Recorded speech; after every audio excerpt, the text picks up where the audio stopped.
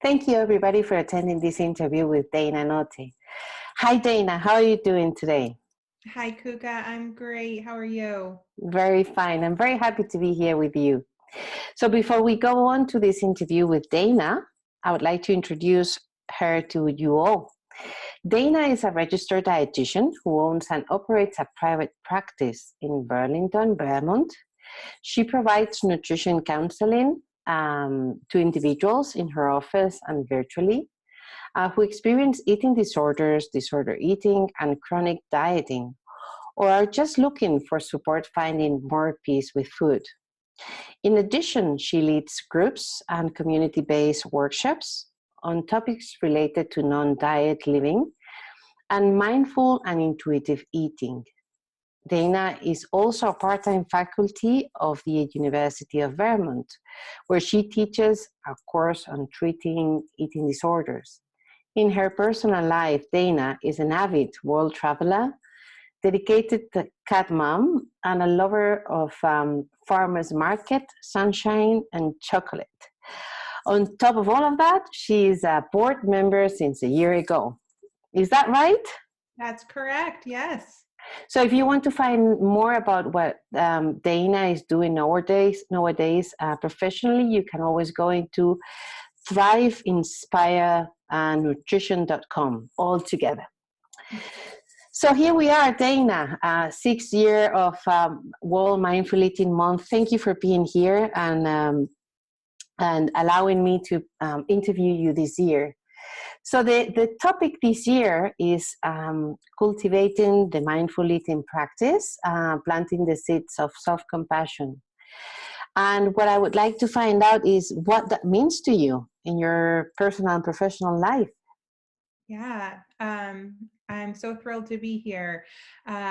So I started my journey with mindful eating probably about 6 or 7 years ago. So a few years into my career as a dietitian, I had been working in the field of traditional kind of behavioral weight management, and was learning that that really wasn't my calling, and was looking for a different way to approach working with my clients who were struggling with food. And so that surge kind of led me to the practice of mindful eating, which I really describe as being really transformational for me, both personally and professionally.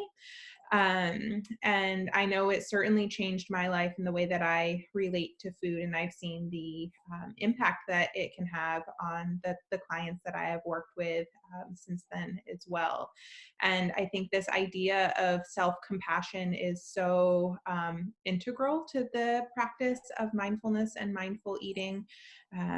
Particularly because I think that it highlights that non-judgmental aspect of eating. And I know that we live in a world where moralizing food is kind of the norm, good foods and bad foods, what we should be eating, what we shouldn't be eating. And learn, and this was certainly the case for me too, learn to approach food from this very perfectionistic place where we want to get it all right. And for me and for the clients that I work with, this integrating this practice of self-compassion can really help us to let go of those expectations and this idea of eating being right or wrong, and really kind of embracing the wonderful learning opportunities that can come along with exploring food in a non-judgmental way.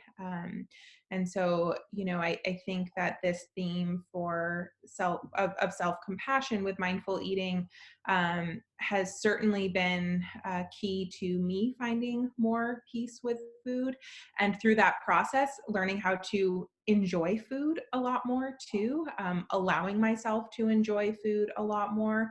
And also, when we have experiences where eating doesn't go exactly as planned because life, that we can learn not to beat ourselves up over that also.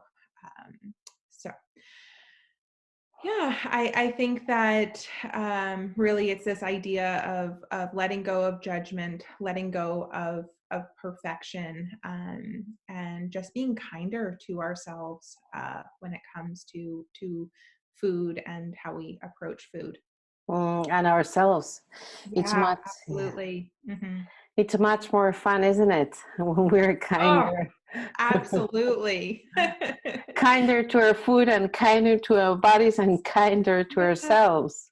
Well, and I think that it also helps us be more connected to our bodies when we are kinder and more compassionate with ourselves. Definitely. It has definitely done it with my own practice as well. Mm.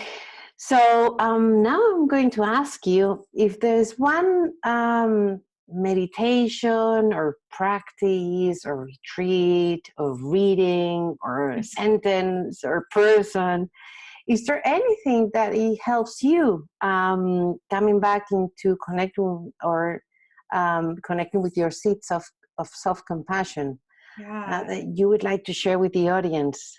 Yeah, it's such a good question, and there are so many wonderful resources. I find it really hard to choose just one. So I thought maybe what I would do is kind of share a little bit of the resources that helped me initially, and then what I've been finding really helpful more recently. And so the resource that kind of served as my introduction to mindful eating, into the world of mindful eating, was the book Mindful Eating by Jan Chosen Bays. Mm, And it was really foundational for me in my early learning about mindful eating. And particularly what I found helpful was learning about what were then the seven hungers and now the nine hungers.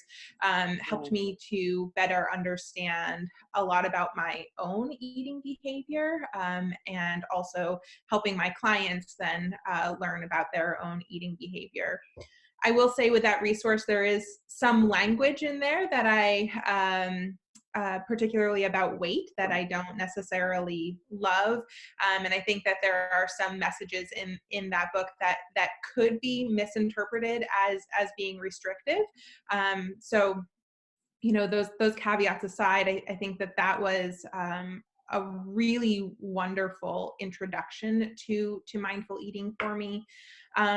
Since then, I recently read our very own Jenna Hollenstein's book, Eat to Love, and it is a 100% non-diet, weight-inclusive resource that I think really gets at the heart of why so many of us struggle with food, and offers that path to peace that so many are looking for, through the integration of Buddhist philosophy. And I really enjoyed that approach, or looking at this process through that lens.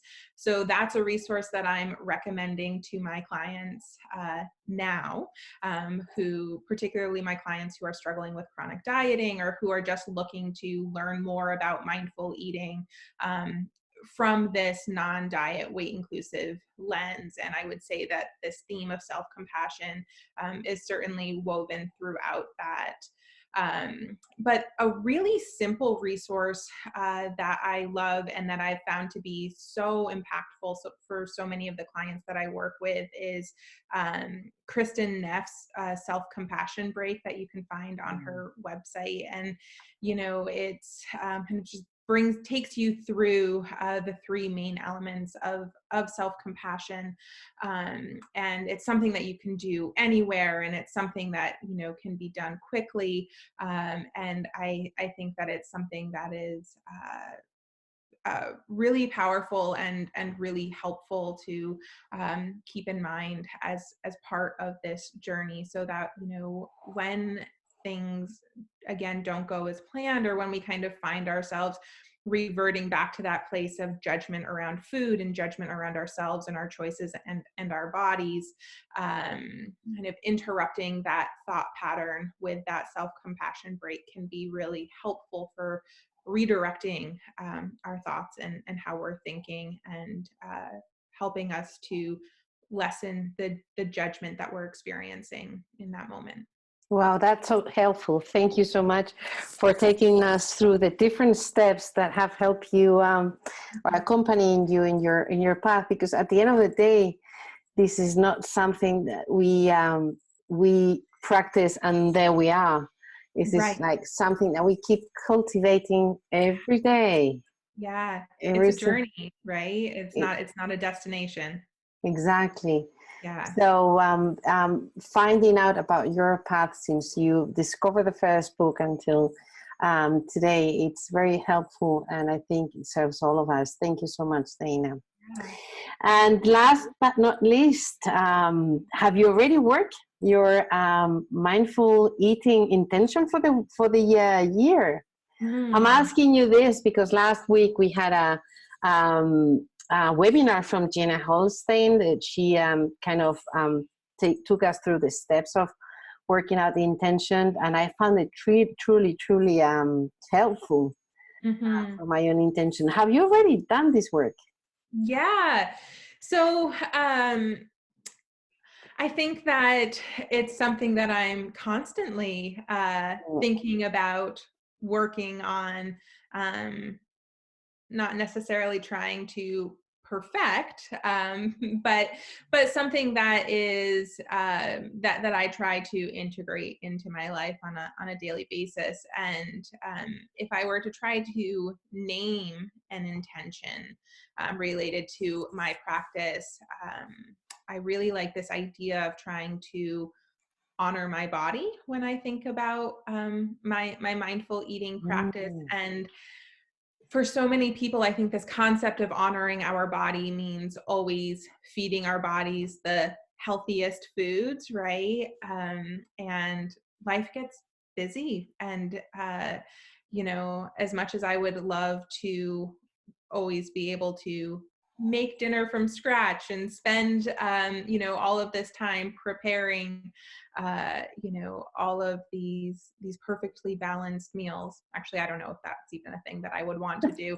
I don't think it's not a thing that's reality, right? And so bringing it back to this idea of honoring my body doesn't mean that there's going to necessarily be a fruit and a vegetable represented at every meal that I eat, but that sometimes it's recognizing that my body needs nourishment, and how can I nourish my body in this moment from the options that I have available to me, which don't always align with our idea of what perfect eating is, right? Or even ideal eating for us. It's I don't even necessarily always have access if to the things that I would want to eat that would be the tastiest items to me in that moment. And sometimes it's recognizing that eating isn't perfect. It doesn't need to be perfect. There's really no such thing as perfect eating. And it's really thinking about, in any given moment, how can I take care of my body and meet my body's needs from what that's I have available to me in this present moment, and kind of letting go of those expectations of what eating needs to or should look like. That's lovely. I really like this honoring the body. I'm gonna borrow that as well. Okay, Dana, thank you so much for your time. Thank you for all the work that you do for TCME. It is really a pleasure being here and getting to know you a little bit more. And we have some webinars coming up with you in the short term. So looking forward to those as well in the future. Wonderful. Thank you so much, Kuka. Have a lovely year. You too.